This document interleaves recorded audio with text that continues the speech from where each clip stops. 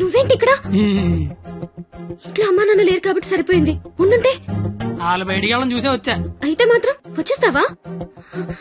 నాకు ఎప్పుడేం చేయాలో అర్థం కావట్లేదు. ఎవరైనా చూస్తే? అయితే నేను లోపల రమ్మను. లోపల రా.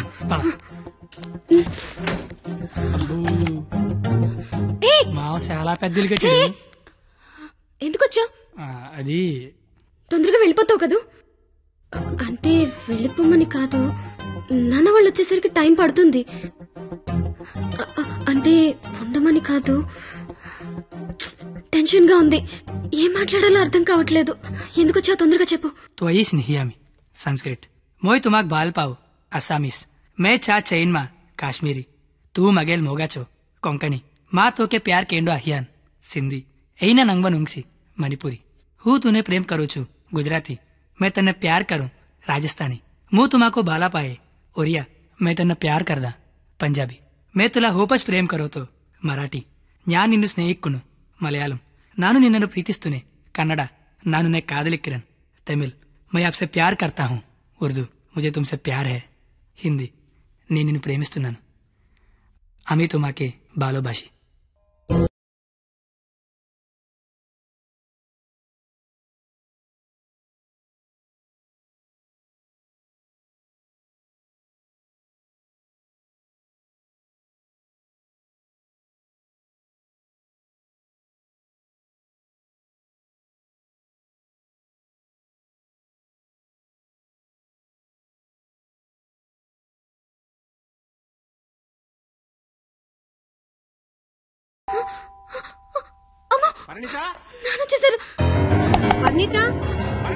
కిచెన్ లో దాక్కుంది.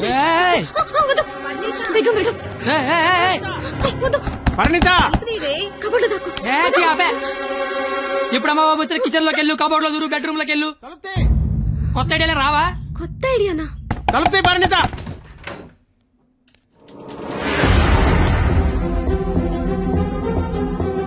నువ్వేంటి లోపల? మా అమ్మాయి పరిణిత ఇది? మా పరిణిత ఏదిరా? మా అమ్మాయి పరిణిత ఎక్కడ? ఏదిరా మా అమ్మాయి? పరిణిత నీతో గొడవ పడదామని వచ్చా. నువ్వు ఎక్కడంటే లోపలికి తొలిపేసుకున్నది. అరగంట నుంచి కొడుతున్నా, బయటికి రావట్లేదు. రమ్మందాన్ని పిలువు దాన్ని బయటికి. ఏం మాట్లాడుతున్నావు? ఆడపిల్ల ఒక్కతే ఉన్న ఇంట్లోకి వెళ్ళకూడదన్న ఇంగితం కూడా లేదు. నువ్వు చెయ్యెత్తితే నేను ఎత్తుతా. ఆపడానికి మా బాబు కూడా లేడెక్కడ. నీతో ఏంట్రా?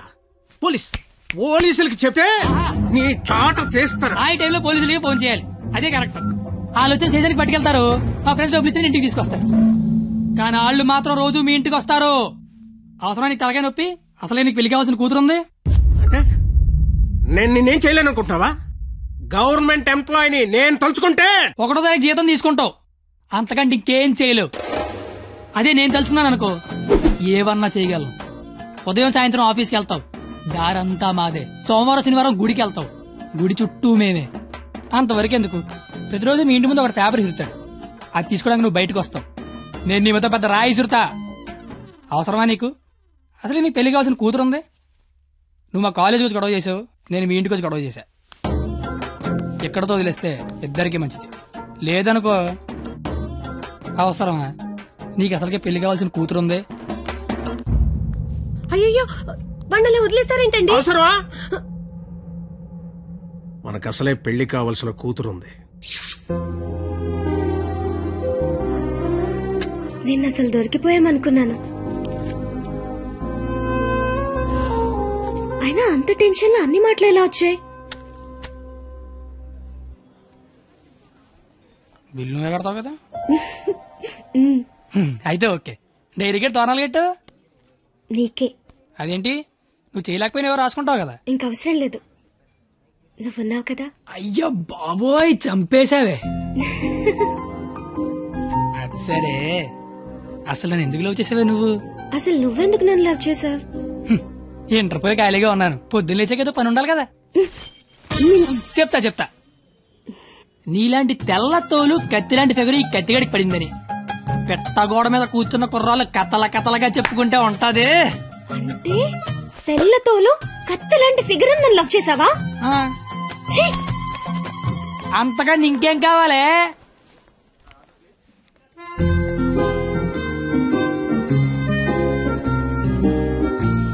మాటి మాటికి అలా తిరిగి చూడకే, లేపుకెళ్ళిపోగలం. ఎలా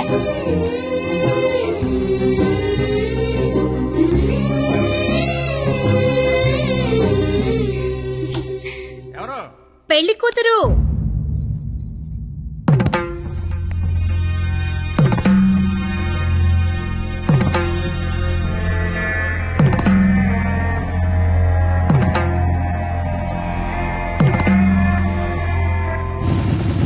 బండి ఆపరా. సరే కత్తి, ఏమైంది? నాకు నా డైరీ కావాలి. డైరీయా? నువ్వు ఉండగా డైరీ అవసరం లేదన్నావుగా. నువ్వు ఇంకా నాకు ఉండవనిపిస్తోంది. సరే, నీకు డైరీ ఇస్తే అందులో ఏం రాసుకుంటావు? నాన్న నాకు ఎంగేజ్మెంట్ చేస్తున్నారు, నాకు ఇష్టం లేదని. ఇప్పుడు ఎక్కడి నుంచి మాట్లాడుతున్నావు? చీర కట్టుకొని రమ్మని గదిలోకి పంపించారు. కట్టుకున్నావా మరి? లేదు. అయినా నేనేం చెప్తున్నా, నువ్వేం అడుగుతున్నావు? లవ్ చేసుకున్న విషయం బొమ్మకి తెలుసా? ఆ బండ దానికి తెలిస్తే ఏంటి, తెలియకపోతే ఏంటి? మా ఫ్రెండ్స్ కూడా నేను లవ్ చేసినందుకు నువ్వు లవ్ చేసావని తెలియదు. అయితే ఇంకా కాలేజీలో సీనియర్స్ కి కాఫీ షాప్ వాడికి లైట్ గా తెలుసు. ఇంకా మీ కాలేజీలో స్వీపర్స్ కి వాచ్మెన్ కి డౌట్ ఉంది అనుకుంటా. ఏం మాట్లాడుతున్నావు కత్తి? ఫస్ట్ నుంచి మీ నాన్న కూడా నా మీద డౌట్ ఉంది కదా, మరి నా పేరు బయటకు వస్తుందేమో అని. ఏమవుతుంది అంటే రేపు నీకు పెళ్లి ఇష్టం లేదని సూసైడ్ చేసుకున్నావు అనుకో, మన విషయం బయటకు వస్తుందా రాదా అని. నేను ప్రేమించుకున్నామని నీకు నాకు తప్ప ఎవరికి తెలీదు. నీ పేరు బయటకు రాకుండానే సూసైడ్ చేసుకుంటాను, పెళ్లి చేసుకుంటాను. ఎందుకంటే పెళ్లి చేసుకున్నా సూసైడ్ చేసుకున్నా ఒకటే కదా. మరి ఇప్పుడు ఏం చేయమంటావు? అయితే మీ ఇంటికి వచ్చి లేచిపోతావు రమ్మంటే వస్తావా? చచ్చినా రాను. నాకు మా నాన్న కావాలి, నువ్వు కావాలి.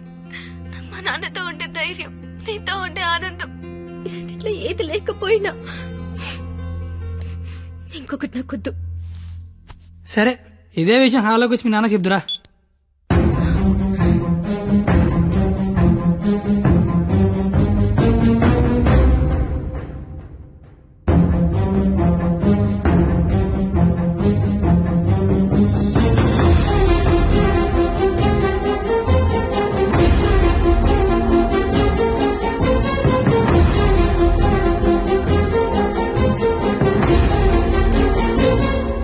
బయటికి. నేను ఇంకా మ్యాటర్లోకి రాలా.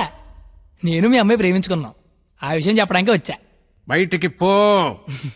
నీకు మ్యాటర్ సరి కన్వే కాలేదనుకుంటా. నేను మళ్ళీ చెప్తా, నేను మీ అమ్మాయి ప్రేమించుకున్నాం, ఆ విషయం మాట్లాడడానికి వచ్చా. నేను నా కూతురుతో మాట్లాడాల్సి ఉంది. నువ్వు 20 ఏళ్ళ నుంచి నీ కూతురుతో మాట్లాడుంటే ఇప్పుడు నాలంటే నీ ఇంటికి వచ్చి మాట్లాడాల్సిన అవసరం ఉండేది కాదు. కానీ ముందు మ్యాటర్లోకి రా. ఎలా నచ్చాడు వీడు నీకు? అది మేమే మాట్లాడుకున్నాం కానీ ముందు మరి మ్యాటర్లోకి రా.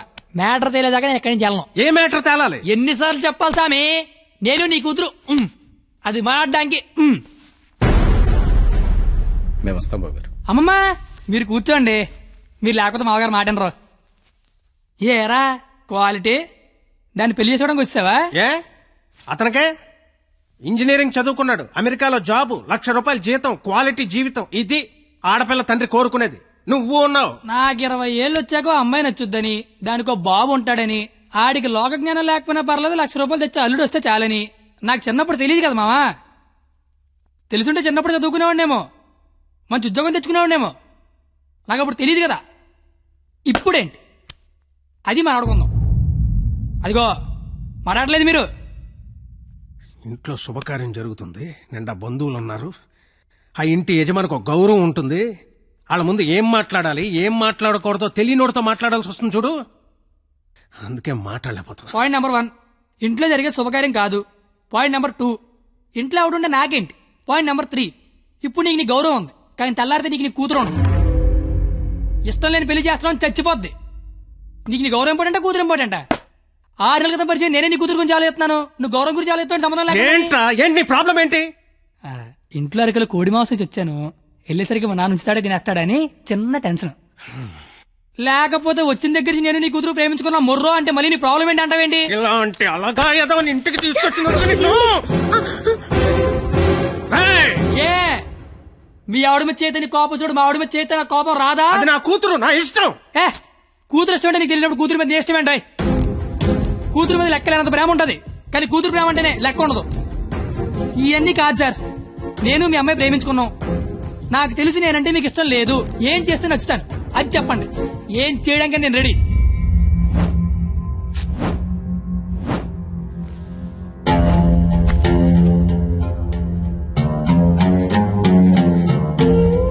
మనకి సంబంధం లేని ఒక వ్యక్తి మన ఇంటి తలుపు తీసుకుని లోపలికి వచ్చి మన ఇంట్లో మన గురించి మనకు తెలియకుండా ఏమనుకుంటున్నారో మనకి తెలిసేలా చెప్తే ఎలా ఉంటుందో నాకు ఆ క్షణం తెలిసింది. ఆలోచించడానికి కూడా అవకాశం లేకుండా పోయింది.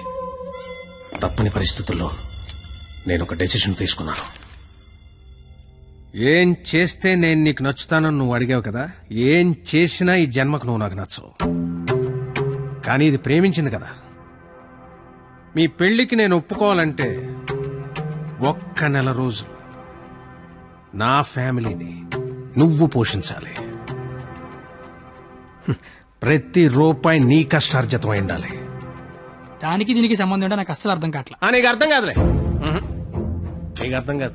ఒక ఆడపిల్ల తండ్రిగా నాకున్న ఒకే ఒక్క బాధ్యత ఏంటో తెలుసా? నా కూతురు నా చేతికొచ్చిన క్షణం నుంచి ఎంత జాగ్రత్తగా చూసుకున్నానో అంతే జాగ్రత్తగా చూసుకుంటాడన్న నమ్మకం ఉన్న ఇంకోటి చేతిలో పెట్టడం. అది తప్పు కాదుగా. అందుకే ఒక్క నెల. ఎందుకంటే ఒక్క నెల పోషించలేని వాడివి జీవితాంతం పోషిస్తావని నేనెలా నమ్మడం.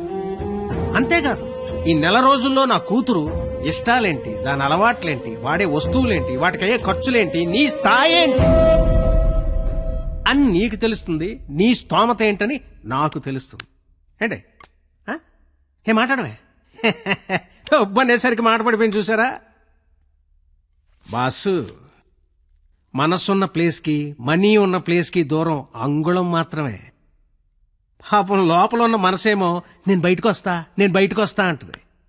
కానీ బయట ఉన్న మనీ ఏమో నన్ను లోపలే ఉంచు, ఎవడేమైపోయినా పర్లేదు నన్ను లోపలే ఉంచు అంటది. నేను పందానికి రెడీ. గెలిస్తే నీ కూతురు నాకు ఇచ్చి పెళ్లి చేయాలి. ఓడిపోతే నా కూతురు లైఫ్ నుంచి నువ్వు వెళ్ళిపోవాలి. ఇంకో విషయం, ఓడిపోతే నువ్వు నా కాళ్ళు పట్టుకుని క్షమాపణ చెప్పి వెళ్ళాలి. గెలిస్తే నా కాళ్ళు కడిగితే నీళ్లు చల్లుకోవాలి. అయితే 1వ తారీఖు 1వ సెకండ్ నుంచి 31వ తారీఖు ఆఖరి సెకండ్ వరకు ఇంట్లో ఖర్చు అయ్యే ప్రతి రూపాయికి నేనే జవాబారి అని ఇందులో రాసి సంతకం పెట్టు.